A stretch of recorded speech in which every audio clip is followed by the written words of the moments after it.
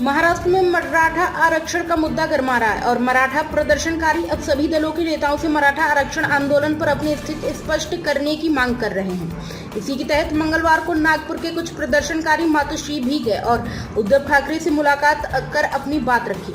उद्धव ने कहा कि आरक्षण संसद के जरिए आना चाहिए। एबीपी माझा की रिपोर्ट के मुताबिक उद्धव ठाकरे ने कहा कि पहले बिहार में आरक्षण दिया गया था, उसे कोर्ट ने हटा दिया। इसलिए अगर आरक्षण की सीमा बढ़ानी है तो इस मुद्दे को लोकसभा में ही सुलझाया जा सकता है।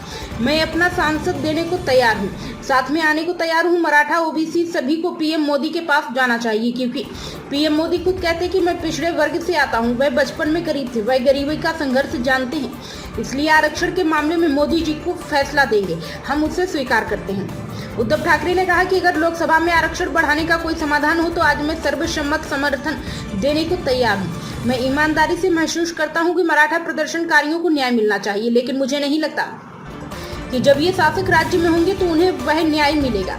मैं एक बार फिर दोहराता हूँ, राज्यों को आरक्षण देने का कोई अधिकार नहीं है। आरक्षण के मुद्दे पर उद्धव ठाकरे ने अपनी स्थिति स्पष्ट करते हुए कहा कि मराठा आरक्षण संसद के जरिए देना होगा। उन्होंने आरक्षण के मुद्दे पर प्रधानमंत्री नरेंद्र मोदी पर भी निशाना साधते हुए कहा कि मोदी आरक्षण पर कोई समाधान निकाले, मैं इसका समर्थन करूंगा। उद्धव ठाकरे ने यह भी कहा कि यहां आपस में लड़ने की बजाय सभी को दिल्ली जाकर मोदी के सामने यह मुद्दा उठाना चाहिए।